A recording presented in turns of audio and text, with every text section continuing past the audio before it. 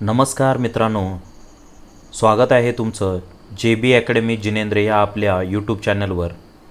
आज आपण अशा काही महत्त्वाच्या सामान्य ज्ञान प्रश्नोत्तराबद्दल जाणून घेणार आहोत, जे तुमच्या कोणत्याही स्पर्धा परीक्षेसाठी खूपच उपयुक्त ठरणार आहेत।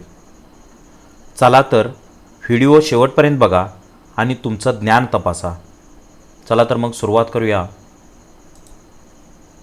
भारतात कोणत्या भागात झाडांच्या मुळांचे नैसर्गिक पूल आहेत? तर या प्रश्नाचे उत्तर मेघालय असे येणार आहे। मेघालयामध्ये खास करून खासी आणि जयंत या टेकड्यामध्ये रबर ट्रीच्या मुळापासून तयार होणारे नैसर्गिक पूल आढळतात। पुढील प्रश्न, तांदळाचे उत्पादन सर्वाधिक कोणत्या देशात होते? तर या प्रश्नाचे उत्तर आहे चीन। चीन हा जगातील सर्वात मोठा तांदूळ उत्पादक देश आहे। त्यानंतर भारत दुसऱ्या क्रमांकावरती तांदूळ उत्पादनामध्ये येतो। हे देखील महत्त्वाचं आहे, हे देखील तुम्ही लक्षात ठेवावे। पुढचा प्रश्न, सुवर्ण क्रांतीचा संबंध कशाशी येतो? तर फळे आणि मध उत्पादनाशी येतो। भारतात कृषी उत्पादन वाढवण्यासाठी विविध क्रांत्या झाल्या। त्यासाठी आपण आपल्या चॅनलवरती एक वेगळा व्हिडिओ बनवलेले आहे की भारतामध्ये कोणकोणत्या क्रांत्या झालेल्या आहेत आणि त्यांना काय नावं दिलेले आहेत। ह्याच्यासाठी एक स्वतंत्र व्हिडिओ आहे, तो नक्की तुम्ही बघावा। त्यातील सुवर्णक्रांती ही फळे, मध व बागायती शेतीसाठी ओळखली जाते। पुढील प्रश्न, GI टॅग। आता GI काय आहे? तर जिओग्राफिकल इंडिकेशन म्हणजे GI। एखाद्या प्रदेशातील खास उत्पादनाला दिलेली ओळख म्हणजे GI असते। GI टॅग म्हणजे विशिष्ट भौगोलिक ठिकाणी उत्पादित वस्तू किंवा शेती उत्पादनांना दिलेला ओळख चिन्ह आहे। उदाहरण, दार्जिलिंगचा चहा, नागपूरची संत्री इत्यादी। भारतात सागरी सीमांचे रक्षण करण्यासाठी भारतामध्ये जबाबदारी कोणाला दिलेली आहे? तर भारतीय तटरक्षक दल म्हणजे इंडियन कोस्ट गार्ड। भारतीय तटरक्षक दल आणि भारतीय नौदल सागरी सुरक्षेचे काम पाहतात। पुढील प्रश्न, भारत डायनॅमिक्स लिमिटेडचे मुख्यालय कुठे आहे? तर या प्रश्नाचे उत्तर हैदराबाद, तेलंगणामध्ये आहे। आता सध्या 2024 नंतर तेलंगणाची राजधानी बदललेली आहे। तुम्ही याची राजधानी कोणती आहे ते कमेंट करून नक्की सांगावी। यामध्ये भारत डायनॅमिक्स लिमिटेड ही संरक्षण उत्पादन करणारी सरकारी कंपनी आहे। पुढील प्रश्न, जगातील सर्वाधिक उंचावरील टपाल कार्यालय भारतात कुठे आहे? तर सिक्कीम नाही, हिक्कीम हिमाचल प्रदेशमध्ये आहे। हिक्कीम हे जगातील सर्वाधिक उंचीवरील म्हणजे जवळपास 4400 मीटर उंचीवर टपाल कार्यालय आहे। AIIMS, आपण याला एम्स असं देखील म्हणतो, संशोधन संस्था ही कुठे आहे? तर ही नवी दिल्लीमध्ये आहे। एम्सचा लॉंग फॉर्म काय होतो? All India institute of medical sciences. ही भारतात सर्वोत्तम वैद्यकीय संशोधन संस्था आहे। चला पुढचा प्रश्न बघूया। सध्याला लिथियमचा साठा सापडलेले भारतातील राज्य कोणते? तर या प्रश्नाचे उत्तर जम्मू आणि काश्मीर असे येणार आहे। फेब्रुवारी 2023 मध्ये जम्मू काश्मीरच्या रियासी जिल्ह्यात लिथियमचा मोठा साठा सापडला आहे। पुढचा प्रश्न, भारतातील कोणत्या क्षेत्राला सनराइज क्षेत्र म्हटले जाते? महत्त्वाचा प्रश्न आहे। IT आणि स्टार्टअप क्षेत्र जे आहेत त्यांना आपण किंवा माहिती तंत्रज्ञान आणि स्टार्टअप क्षेत्र हे भारताच्या आर्थिक विकासाला गती देणारे सनराइज क्षेत्र मानले जातात। आणि IT सिटी कोणतं जर विचारलं तर बेंगलुरू हे सांगावं, हा तुमचा प्लस पॉईंट आहे। पुढे, भारताचे सर्वात जुने तेल शुद्धीकरण कारखाना कुठे आहे? तर दिग्बोई, आसाम या ठिकाणी भारतातील जुने तेल शुद्धीकरण कारखाना दिसून येतो। आसामच्या दिग्बोई येथे 1901 मध्ये भारतातील सर्वात जुने तेल शुद्धीकरण कारखाना सुरू झाला? पुढील प्रश्न, मत्स्य शेतीसाठी कोणता मासा उपयोगी आहे?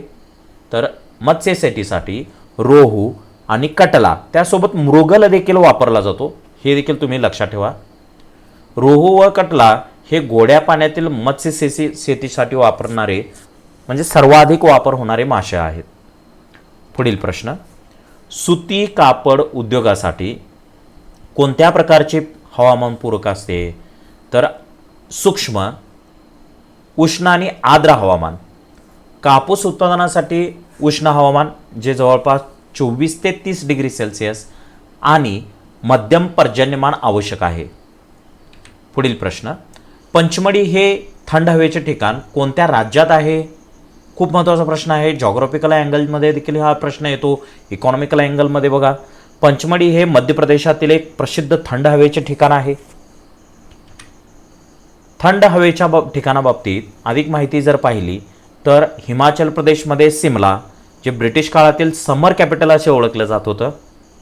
पश्चिम बंगालमधील दार्जिलिंग, जे चहा आणि ट्रेनसाठी प्रसिद्ध आहे. महाराष्ट्रामध्ये महाबळेश्वर, जे स्ट्रॉबेरी आणि थंड हवेचं पर्यटन स्थळ म्हणून देखील पाहिलं जातं. पुढील प्रश्न पाहू, जगप्रसिद्ध खजुराहो लेणी हे कोणत्या राज्यात आहेत? तर खजुराहो लेणी हे मध्य प्रदेशमध्ये आहेत.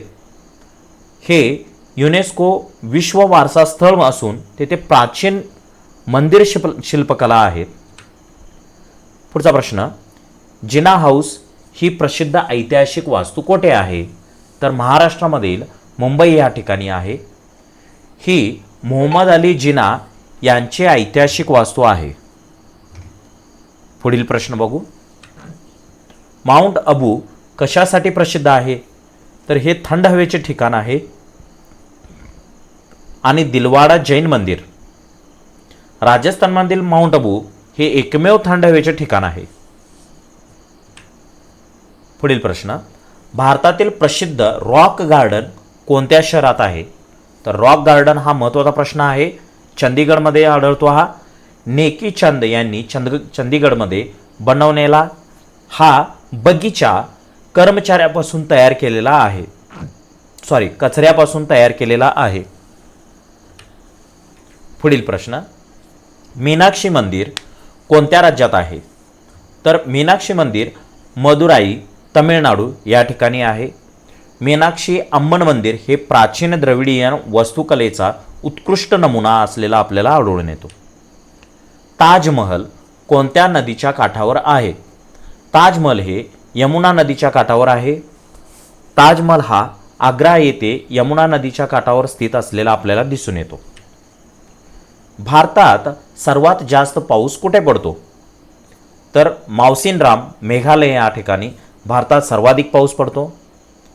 दरवर्षी सरासरी 11,871 मिलीमीटर इतका पाऊस पडतो, जो जगातील सर्वाधिक पावसाचं ठिकाण असं देखील आपल्याला बघता येतं.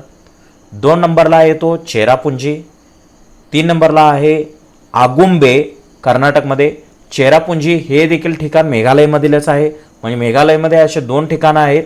पहिल्या क्रमांकाचा मावसिनराम, दुसरा चेरापुंजी, तिसरा आगुंबे जो कर्नाटकमध्ये आहे, चौथा आहे आंबोली जो महाराष्ट्रामध्ये आहे, आणि 5वा महाबळेश्वर हे देखील महाराष्ट्रामध्ये असलेलं आपल्याला दिसून येतं. पुढचा प्रश्न, भारतातील सर्वात मोठे वाळवंट कोणते?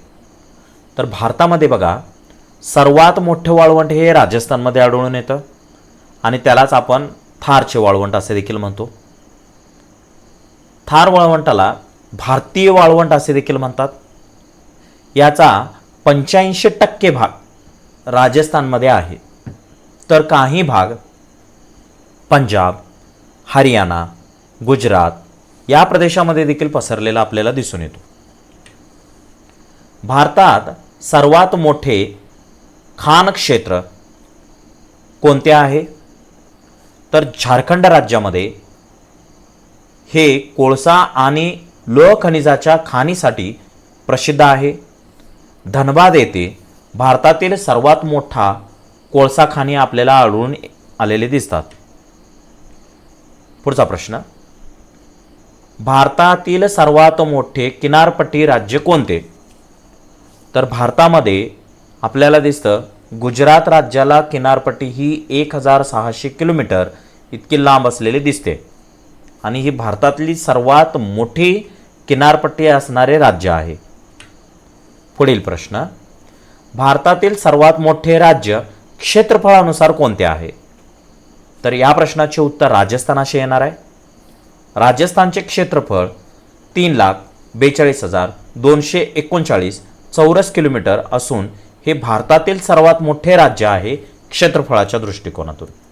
त्यानंतर येतो मध्य प्रदेश आणि तिसऱ्या क्रमांकाला येतो महाराष्ट्र. महाराष्ट्राच्या राज्याचे क्षेत्रफळ पाहिलेस 3,07,713 चौरस किलोमीटर इतके असलेले आपल्याला आढळून येते. चला तर मग पुढचा प्रश्न पाहूया. भारतातील सर्वात मोठी नदी कोणती? तर मित्रांनो, भारतामध्ये असणारी सर्वात मोठी नदी गंगा नदी आहे. गंगेची लांबी जवळपास 2,525 किलोमीटर इतके आहे किंवा त्याला जवळपास आपण सरासरीमध्ये 2600 असं देखील म्हणतो. ती भारतातील सर्वात मोठी नदी आहे. पुढचा प्रश्न, भारतातील सर्वात मोठे कृत्रिम सरोवर कोणते? तर हिमाचल प्रदेशमध्ये हे सरोवर आहे. गोविंद सागर सरोवर असे देखील म्हणतात त्याला. हे भाकरा नांगल धरणाच्या पाण्याने तयार झालेले कृत्रिम सरोवर आहे. पुढील प्रश्न, भारतातील सर्वात उंच धबधबा कोणता आहे? तर कर्नाटक राज्यामध्ये जोग फॉल्स म्हणून भारतातला सर्वात उंच धबधबा आपल्याला असलेला आढळून येतो.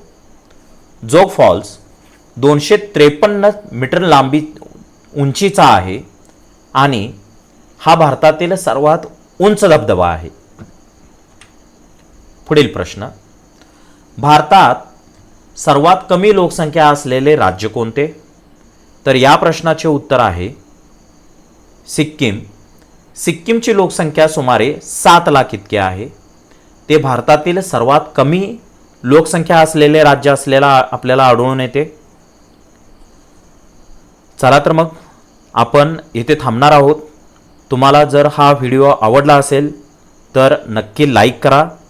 कमेंट करून सांगा की तुम्हाला अजून कोणत्या विषयावरती प्रश्न हवे आहेत आणि JB अकॅडमी जिनेंद्रला सबस्क्राईब करायला विसरू नका.